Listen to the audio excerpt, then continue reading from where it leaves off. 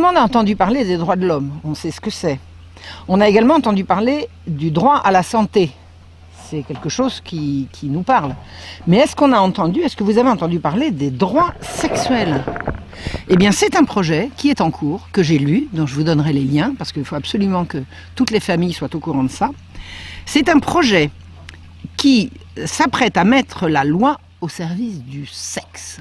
Ah, les droits sexuels. La source que j'ai trouvée est du Planning Familial International, l'IPPF. Mais ce sont des documents qui circulent avec le tampon de l'Organisation des Nations Unies. Voilà. Alors de quoi s'agit-il? Qu'est-ce que c'est le droit sexuel? Eh bien, c'est le droit de connaître et de jouir d'une sexualité indépendante de la reproduction et d'une reproduction indépendante de la sexualité. Et ça va être un droit. Ça va relever du droit, donc de la loi. Voilà. À l'ONU, une certaine Najat Vallaud-Belkacem, bien connue des internautes de ce site, a dit « La santé et les droits sexuels et reproductifs doivent devenir une question prioritaire ». La priorité, c'est pas le chômage, c'est pas la guerre, c'est pas l'horreur et l'enfer qui s'avancent, non, c'est le fait de pouvoir ou non octroyer des droits sexuels. À qui, au fait? Ah bien, à tout le monde. Toute personne aura le droit d'exercer sa liberté de pensée, d'opinion et d'expression en matière de sexualité, d'orientation sexuelle, d'identité de genre.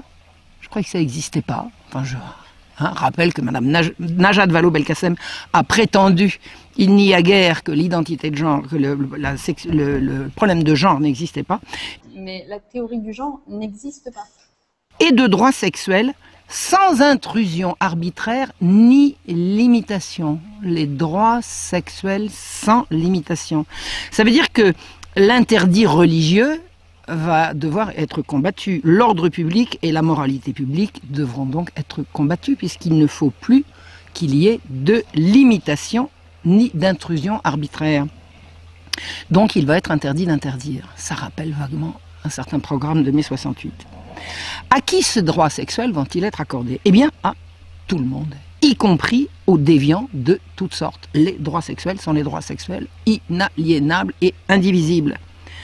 Les acheteurs d'enfants sur Internet seront bien évidemment, feront partie de ceux qui pourront faire valoir leurs droits sexuels.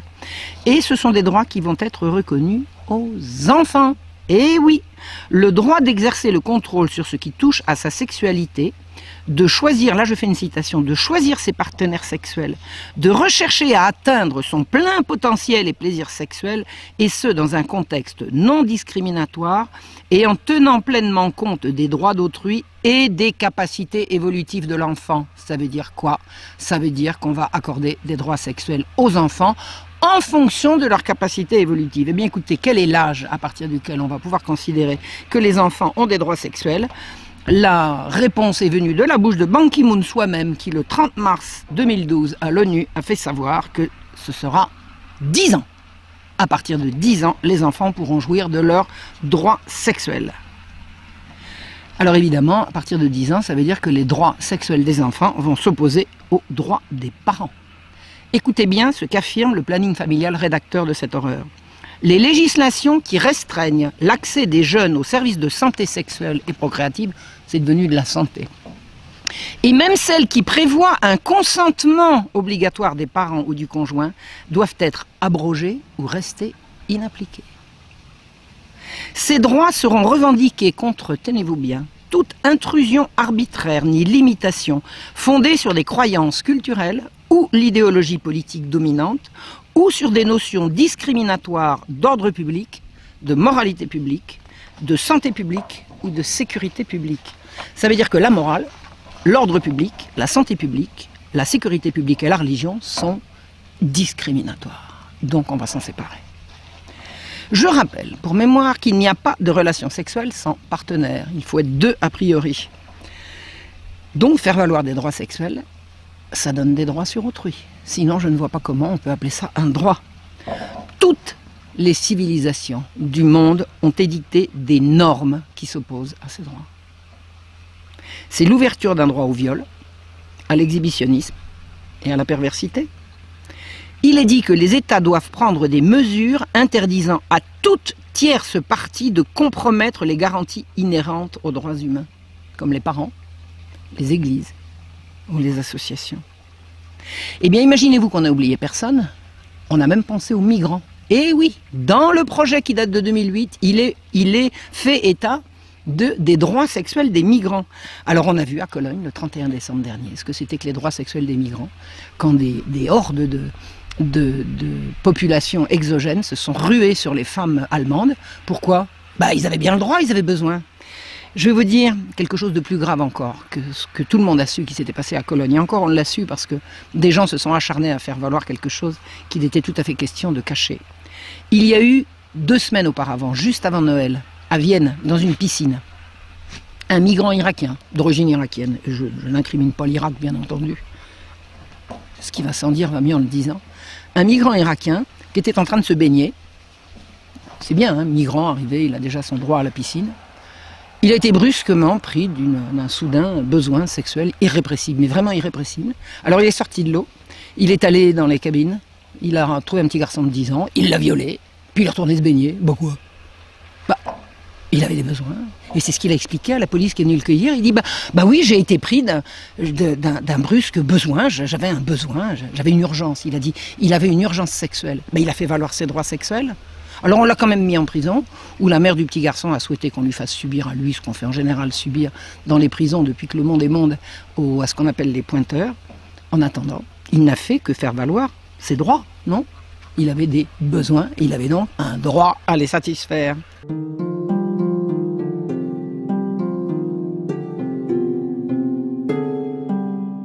Il est également dit dans cette déclaration que toute personne a le droit d'avoir ou non des enfants biologiques ou adoptifs. Qu'est-ce que ça vient faire là-dedans?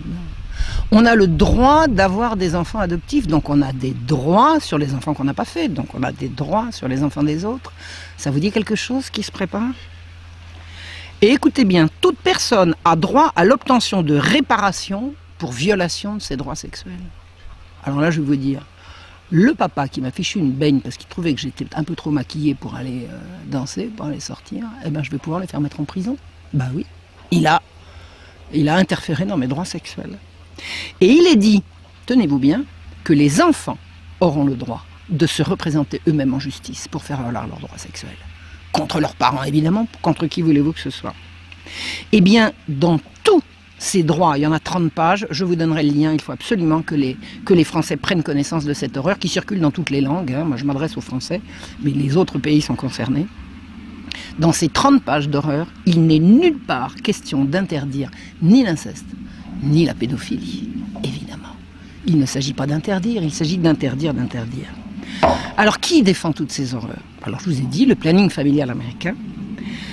Et à l'origine, il y a l'Institut Kinsey, de sinistre réputation. Alors Kinsey, c'est ce pervers sexuel qui a inventé la révolution sexuelle dans les années 40 et 50, 1940-1950. C'est lui, c'est un pervers qui a inventé la révolution du même nom. Mais l'Institut Kinsey, Kinsey est mort depuis longtemps, c'est l'Institut Kinsey, donc l'Institut qui porte son nom, qui vient de se voir accorder l'année dernière le statut de conseiller au Conseil économique et social de l'ONU. Eh oui, un institut fondé par un grand pervers sexuel et maintenant conseiller à l'ECOSOC. Et la France de François Hollande a signé pour l'obtention du statut de conseiller à l'Institut Kinsey. Alors, par qui sont soutenus les droits sexuels? Bon, par Amnesty International, bon, le planning familial, on a compris, Amnesty International, tout le gouvernement français, avec en tête Madame Belkacem et Madame Laurence Rossignol, le secrétaire général des Nations Unies, Ban Ki-moon, il les défend, Médecins du Monde, le gouvernement américain, tout le monde, toutes les institutions internationales défendent la notion de droit sexuel tel que rédigé en 2008 par le planning familial international. Ça s'appelle de la corruption de mineurs organisée à l'échelle de la planète. C'est l'innocence, la pudeur, l'intégrité des enfants qu'on vise à détruire. C'est l'avenir de l'humanité qui se joue.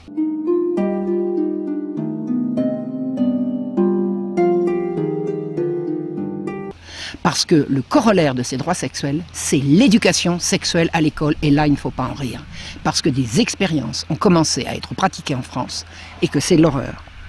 Alors, ce qui se dessine et ce qui nous pend au nez, si je peux me permettre, je vais vous donner 3 exemples. En Allemagne, des enfants se sont évanouis à l'issue d'un cours d'éducation sexuelle.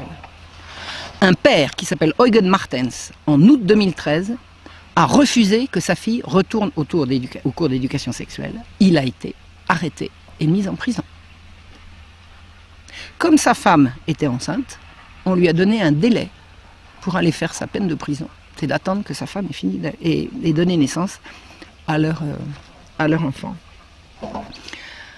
Autre information intéressante, au mois d'août de 2015, c'est-à-dire l'année dernière, à Marseille, a eu lieu, alors payée évidemment par les deniers publics, parce que c'est toujours comme ça que ça se passe, une exposition d'images à caractère pédophile, scatophile et zoophile. Une horreur, une horreur. J'ai vu les images, C'est une abomination, et c'est une abomination qui se fait en direction des enfants, parce que le graphisme de l'exposition est un graphisme en direction des enfants. Ça se voit, c'est une espèce de façon, c'est une horreur, c'est une abomination. Qu'est-ce qui s'est passé? Des gens qui ont été alertés ont fait une pétition pour exiger le retrait immédiat de cette exposition. Eh bien, il y a eu une contre-pétition qui a circulé pour demander que cette exposition puisse être reprogrammée au nom du respect à la liberté d'expression de l'artiste. Parce que les deux pervers sexuels qui ont pondu cette horreur sont considérés comme des artistes, et c'est même à ce titre qu'ils ont touché des subventions des pouvoirs publics. Alors, jusqu'à présent, à ma connaissance, l'exposition n'a pas été rétablie, et ce sont les premiers pétitionnaires qui ont gagné, mais imaginez que les droits sexuels soient reconnus, et c'est au programme. Après, on ne pourra plus. Ça sera terminé. On pourra laisser les enfants, emmener les enfants des écoles, voir des abominations comme celles qui ont été montrées à Marseille l'année dernière. Je vais vous parler d'une troisième affaire qui vient de voir son dénouement il y a quelques mois. Elle commence le 9 mai 2014 dans le New Hampshire, aux États-Unis. L'école faisait des cours d'éducation sexuelle, comme c'est maintenant la vogue partout dans le monde, sur pression des Nations Unies. Mais avant dans les jours qui précédaient les cours d'éducation sexuelle, jusqu'à récemment, les parents étaient prévenus de la date du cours et du contenu du cours. Et un jour, une jeune fille, dont le prénom m'échappe, dont le père s'appelle Baer, William Baer, la jeune fille de William Baer, qui a 14 ans, arrive à la maison complètement traumatisée, et elle raconte ce qu'on lui a montré à l'école. Le père est furieux. Pourquoi il est furieux? Non seulement parce qu'on a montré des horreurs à ses enfants, mais parce que habituellement il était prévenu et que là il ne l'a pas été. N'écoutant que son devoir de père, il a pris ses pieds, il est allé à l'école et il est entré au conseil de classe, où là il a dit ce qu'il pensait. La directrice de l'école lui a demandé de respecter son autorité et de ne pas l'interrompre. À quoi le père a dit: et ma fille, l'avez-vous respectée? Qu'a fait la directrice? Eh bien elle a appelé la police. La police est venue arrêter William Baer, l'a menotté, l'a mis en prison et a réussi à obtenir un jugement de $1 200 de réparation pour outrage, parce qu'il avait défendu sa fille. Il a réussi à obtenir gain de cause. C'était pas le genre à se laisser faire. Il s'est battu. Eh bien, imaginez-vous que si l'horreur des droits sexuels passe, on ne pourra plus se battre. Et ce genre de père restera en prison pour violation des droits sexuels de ses enfants.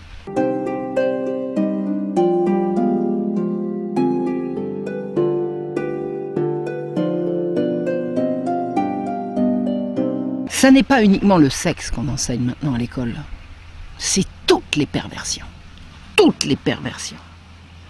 On banalise toutes les déviances et ça passe par l'école. Je vais vous donner une citation que je tiens de Nigel Farage, qui a beaucoup fait parler de lui récemment à propos du Brexit et de son soutien à Donald Trump. Il m'a dit au mois de septembre 2014, je vous donnerai le lien avec la minute précise où il s'exprime.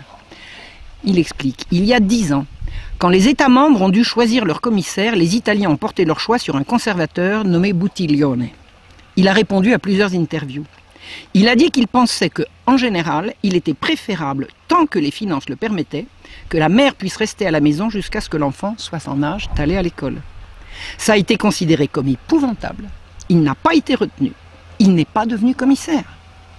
C'est là, pour la première fois, que j'ai compris comment ces institutions sont brutalement laïques et viscéralement anti-famille. Suite de la citation de Nigel Farage: Quand on parle de l'Union européenne, on en parle généralement en termes de politique, de souveraineté, d'un manque de démocratie, mais il y a quelque chose de plus profond qui se passe, et qui est une tentative délibérée de détruire nos sociétés. Merci Nigel Farage. Vous savez ce qui se prépare? C'est la fin programmée de l'enfance et de la famille. Et maintenant, on fait quoi?